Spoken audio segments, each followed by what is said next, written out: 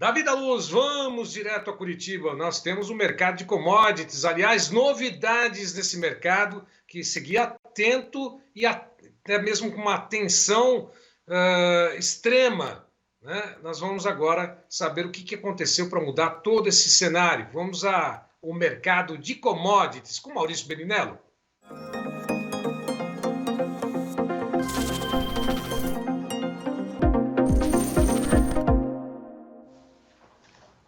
Maurício, boa tarde para você, tudo bem?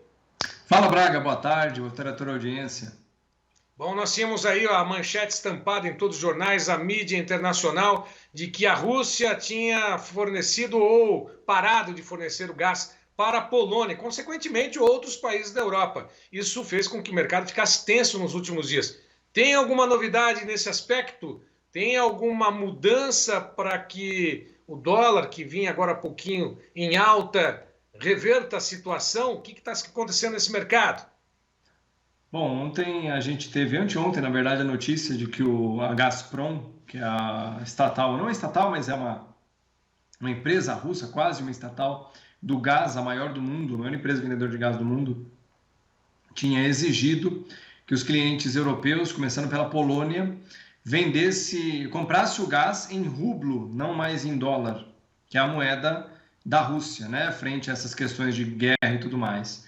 E aí a Polônia falou que não ia pagar, que ia pagar em dólar e não sei o quê, e o Putin não arredou pé, ia vencer hoje o prazo, quarta-feira. Né? Caso eles não pagassem, eles não mais venderiam, porque se você não pagou, eu não tenho que te vender, né? E aí mudaram de ideia, pagaram em rublo, e aí o truco do Putin basicamente prevaleceu. E aí o mercado, obviamente, como sabe que agora, como alguém cedeu, graças a Deus alguém cedeu, a coisa obviamente deixa de ser um problema, porque agora essas compras elas são pagas quinzenalmente ou mensalmente normalmente. Então, a próxima conversa vai ser lá do meio de maio para frente, o próximo pagamento. Então, por enquanto, tudo calmo e o mercado, obviamente, acalmou na sequência. O dólar caindo bem no dia, chegou a bater 5,03 hoje, agora está em 4,96 nesse momento, já caindo aqui. O mercado como um todo, nos Estados Unidos, o mercado acionário, que ontem teve uma das maiores quedas em muito tempo, chegou a cair 5% o mercado acionário americano, hoje operando em alta, ainda que não seja uma grande alta, mas é por hora um alívio das tensões que por hora também não acabaram ainda. Ou seja, nessa questão do gás, checkmate para a Rússia, é isso?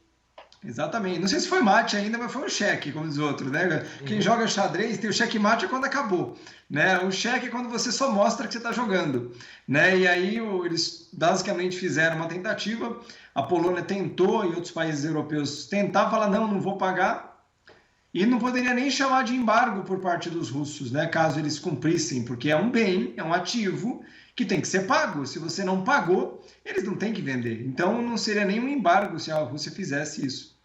Bom, nós tivemos, portanto, uma oscilação, a chamada volatilidade no mercado, que foi muito intensa ao longo desses últimos dias. Ontem o dólar passou dos R$5, abriu as negociações acima dos R$5. Vamos conferir só como é que está o dólar nesse momento. O Davi da Luz pode colocar na tela para saber se uma pausa momentânea, como você mesmo disse, né? Tem outros capítulos daqui para frente, mas o dólar volta ao patamar dos R$4,96. Mas você já vinha projetando, com base naquilo que o mercado está apontando, de que ia ficar nessa faixa também de R$4,90, R$4,95. Esse seria o novo piso, ou pelo menos a nova marca para o dólar, Maurício? Não sei, não é difícil dizer ainda, né? A gente ainda está com tensões por ocorrer, né?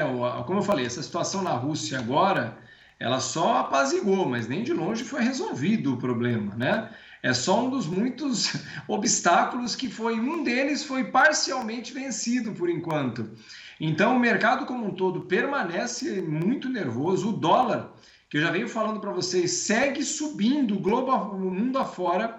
Hoje atingiu a maior cotação, que já estava ontem, né? Está prontinho para romper a máxima de 2017. Detalhe, se ele romper essa máxima frente ao euro, frente ao ien, a gente vai voltar para níveis de 2002, 20 anos atrás, Braga. Então, o mercado como um todo nunca esteve mais na ponta dos dedos do que está agora, né? Mas, de novo, Eu acho que o dólar não vai mais a R$ 6, a não ser que tenha um novo, né, algum fator novo que traga medo de nível muito alto, globalmente falando, e que envolva o Brasil. Mas também não sou daqueles que chegaram a falar que o dólar iria abaixo de R$ 4, nem de longe. Eu acho que ele vai ficar um tempão nessa faixa aí que vai de 4,60 até em torno de R$ 5. Essa faixa de uns 10% para cima ou para baixo aí, eu acho que é a faixa de conforto que a gente vai ver o dólar operando nos próximos semanas e meses. Lembrando, desde que nada de muito grave aconteça de novo no mundo. Bom, e o produtor nessa situação, vendo o dólar subir, descer, o que ele deve se posicionar? É hora de fazer o hedge nesse patamar?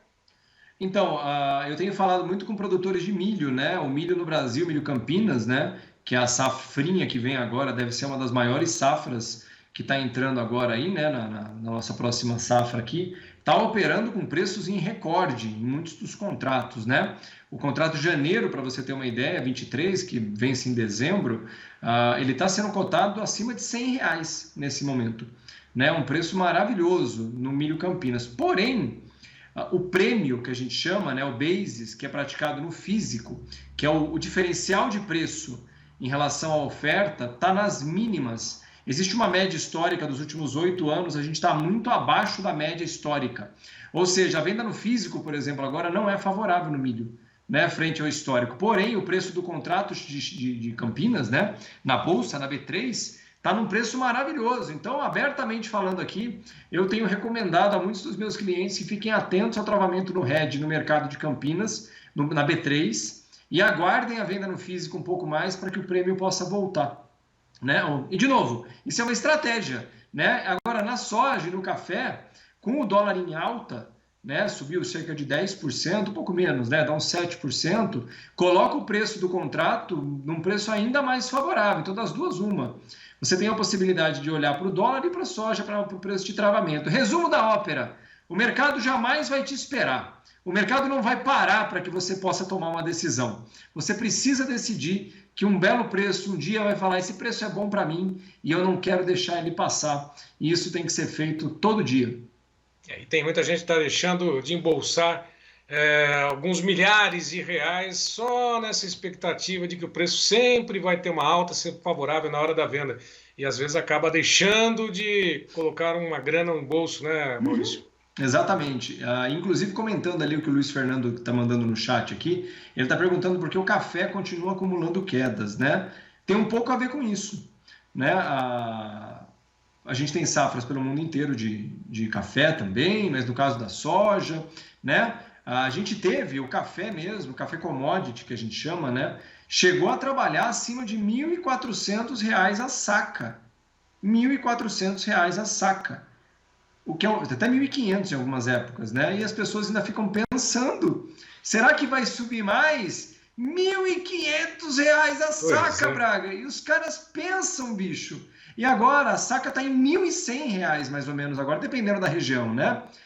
O preço caiu, mas o preço ainda é ótimo, porque o preço de Nova York, né, da Libra Peso lá, está em $2,15, que é um preço maravilhoso, mas assim, é um dos mais altos preços da história do café, globalmente falando. Ou seja, por mais que ele tenha caído lá dos 2,50, que ele chegou a bater, o preço de 2,15 ainda é um preço muito alto. Por quê? Porque a quebra da safra brasileira, que é uma certeza na safra 22-23, agora impacta diretamente. Ou seja, eu não acho que o café tenha qualquer chance de voltar, por exemplo, no 1,30, que é o que ele estava lá em abril do ano passado, há um ano atrás, porque vai ter quebra de safra. Mas 2,15 transitoriamente é um preço mais baixo, mas ainda é um preço maravilhoso. Comentei aqui há semanas atrás que quando ele estava na faixa de 2,10, eu esperava uma nova alta que o levasse a 2,40. E foi!